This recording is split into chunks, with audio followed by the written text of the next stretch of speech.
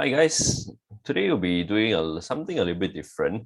Instead of the usual project discussion, I thought I'm recently facing quite a little bit of common questions by some of my viewers lah. They watch my videos and then they come to me asking me, or this and that and then I realized usually they are quite usually I recently received quite a few of these same concerns lah. And then I thought, why not share it with you guys? And then, of course, my reply is just based on my own point of view, my own personal perspective. So it doesn't represent anyone. So even so, hopefully, not you don't take it too seriously or be offended lah. Okay, hopefully just to help shed sunlight on this, especially those of you who are looking for a property that is at least help to um, appreciate enough so that at least you break even because you all know that whenever you transact a property, you really have a lot of causes, such as your buyer's stamp duty, all these kind of fees here and there. So it's actually not cheap when you buy a property. Just to note.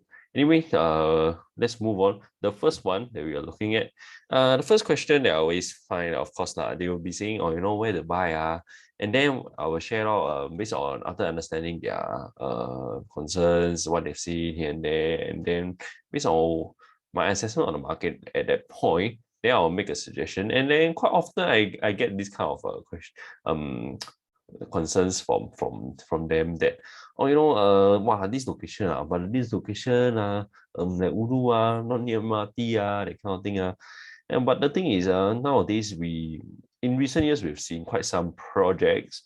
I think I already mentioned in quite a few of my other videos already. So I'm not going to mention here again today. And that even though you may be near MRT, you may be near mall, you may be near everything, but you may not be actually making money. Why is that so? It's because of a lot of other macro factors. And then some are even in near MRT. I do have recently, I just had one. Oh, near MRT, wow, but this place used to be a cemetery area. So all kinds of this kind of I would say concerns lah. I mean, it's not that it's not valid, but we do see places like Bishan. Bishan used to be a cemetery, and we all know that Bishan is how valuable nowadays. People are fighting to stay in Bishan. So it doesn't mean that last time the past stigma, it does not mean that next time it's gonna be like this. Same goes for Bidadari. It used to be a cemetery area, and now it's gonna be the next new bunch of $1 million flats. Everyone is expecting it to be a next $1 million flat, and we are looking at already Woodleigh residences transacting at 2,000 plus people stay in the so-called cemetery area.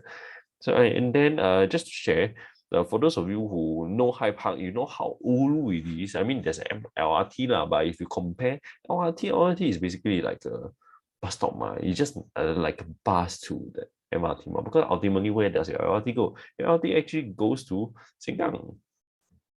So for instance, for those of you who are not very clear, Hyde Park is here. It's definitely far away from the main MRT, far away from the main mall, which is Campus Heights. And then you have the other one that is Jewel at Buangkok, which is even nearer to town than Sengkang. And right next to the MRT, you have Jewel at Buangkok. And today, for those of you who have not realized it, Hyde Park is the blue line. Green line is Jewel at Buangkok. And today, actually, Hyde Park is caught up with Jewel at Buangkok. Is this surprising? And is this like an unexpected? Wow. I don't think so, because for those of us who has really observed the macros of the place, you realize that actually it's perfectly logical for these kind of things to be happening. But why are people actually ignoring it and then choosing to say, at that point, the 2015, maybe I should have just bought I would still have bought Jewel because is no need to say I mean, it's very obvious it's near MRT and then this guy is really out of nowhere. But guess what? Today this guy is already caught up to the same price from discount gap, and today is totally close up the gap. But we're not going to be talking about this today. So why am I showing you this is to let you know that I think when it comes to buying a property and we want a property to make money, I think is we cannot afford to let our location bias, whichever location bias we had before that, whether it's in the cemetery, whether is it not far away from MRT, whether is it not here, not there. This one is really an elbow sendan, bird don't even lay egg kind of place. Even till now today, I drive to this area, I feel that this is really a place that I wouldn't have thought of staying. But guess what? These guys over here make big money. There were four of them who clocked more than $500,000 profits. And is that really surprising? Actually, not really. Okay. And I myself, I bought a place that I never ever envisioned myself to be staying there for investment. Yeah. So was it crazy on me? Maybe. But was it logical for me since I want to make money? I think it's definitely logical. So I think we really have to be a little bit clear of location bias when it comes to investment in properties. Okay. And then next one, quite very common recently. Typically I get these questions from parents who want to enroll their kid or already enroll a kid in a certain school, but they want to move. So then they will basically give me two choices. They force me, and then force me to choose between X and Y lah. And they'll say, okay, so let's say if both X and Y are not good, but if you were in my shoe, you really have to choose between X or Y, which one will you choose? The unfortunate answer is what I realize is they're just trying to force an answer out of me, whether it's X or Y. So I asked them what's the concern. The concern is that they don't want to lose money. So if you don't want to lose money and you just give me an X and Y, my answer is just simple. I'm sorry, but I wouldn't put myself in your shoes because I wouldn't put myself in a losing situation. You're choosing, it's like you're coming to me, hey, Titi, I really need to lose weight. If not, there's something is gonna happen to me. So I'm like, okay, fine. Then I think we need to adjust your diet. Maybe you need to eat the healthy foods here. Maybe you need to eat more vegetable. But your reply is but I like burger and fries. So if you were me, you really have to choose. Will you choose burger or fries? I want to lose weight, but I can't choose whether is it burger or fries. Will you choose between burger or fries? So you get what I'm saying? It's like these two are not good for you, but you still insist on doing it. You still insist on wanting it, and then you're trying to force the answer out of me. And me being having done my research and then me having to tell you white lie, I don't think that's something I'm here for. There will be a lot of other agents who will be very willing to tell you the white lie to help you transact, but that's not my purpose over here. If not, then why would I be on this channel, right? So if you want me to tell the white lie to you, then I'm sorry you had to go and find somebody else lah. So why would I put myself in that kind of situation? Because let's just face it, I feel yes, it's important to put your kids in a good school, but I don't think you need to put your kids in a bad school. Okay. Of course, this may be an unpopular opinion, but I used to be a school teacher. I in a public school, okay, in under MOE, and then I seen kids from the best schools end up in the worst class. I've seen friends, personal friends, who came from some of the worst primary schools. Today they are earning big bucks. They are having very highly helped jobs, and they are paying a lot, and people wouldn't expect them to be getting that kind of jobs last time, but they managed to get it. They literally came out of nowhere and then achieve perfect GPA in university. Who said that you have to be from the top university, the top primary schools? And I've seen friends who have been in top primary school last time fell to not so ideal jobs. So does it mean that primary schools are everything? I really don't think so. I think times have changed and we really need to rewire our mentality. In fact, I've seen young parents who are really quite high earners nowadays. Of course, not in the typical, the old school kind of jobs. And these guys tend to be much more liberal when it comes to putting their kids in what kind of school. Today is like, as long as the kid is happy, the environment is healthy. I think that's all that matters. Compared to a parent who die must put into top schools. So ultimately, am I saying that no need to put the top school? No, I am saying that it's really up to your priority. If you feel that you want to put your kids in a top school and you want to buy a property that is going to help you make the maximum amount of profit, then I really need to think that okay, maybe you can have the best of both worlds. but you may need to travel a little bit. But if you want to buy something that is close to the school and you still want to make money, then I think unfortunately you may not be able to choose the best of both worlds. Because why? Because by now in this today's kind of market where the supply is very low, when everything is so expensive, then I would say chances of prices in the area being too high is very high, because people will already snap up property there already, because everyone wants a spot in that school. So you have to choose, I think, very wisely lah.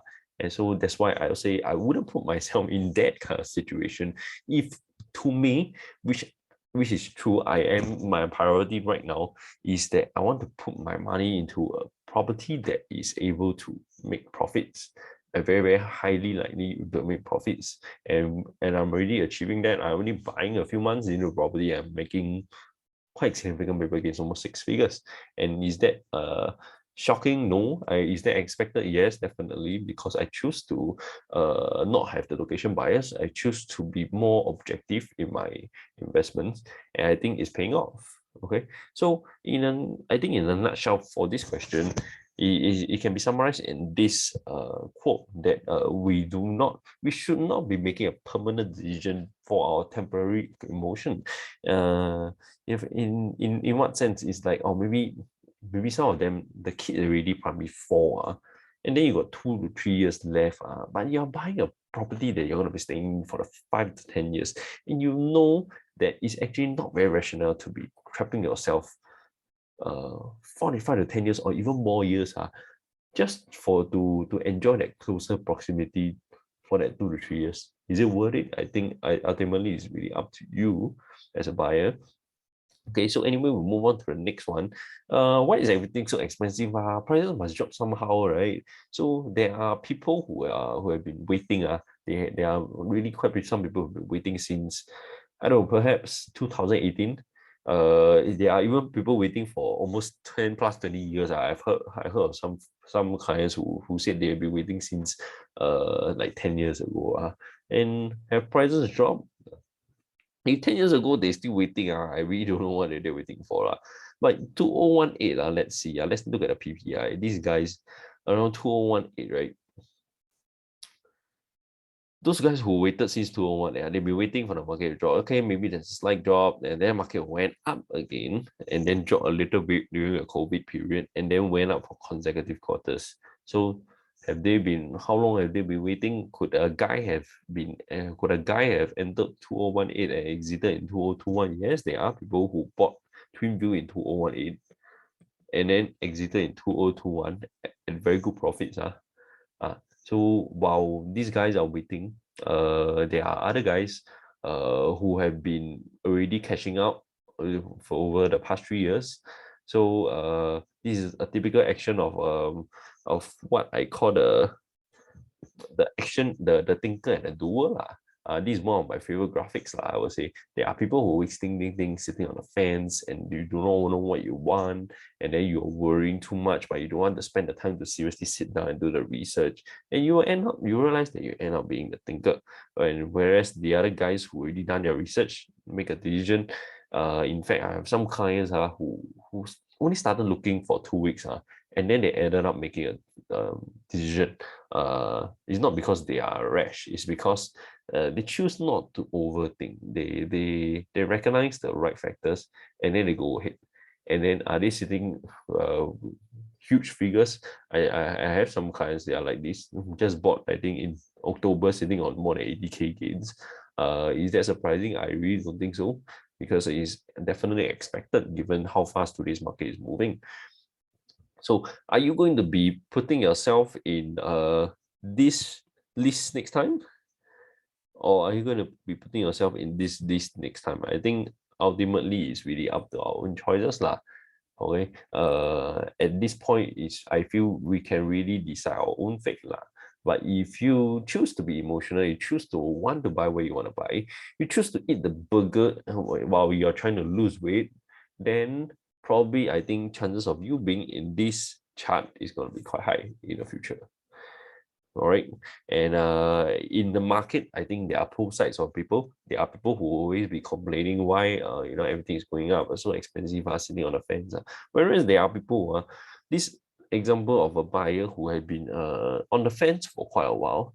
And then when he finally decided to take a leap of faith, then you realize that, they are happy. They're happy that when there's a price increment, of course, I'm happy for them because their investment is paying off.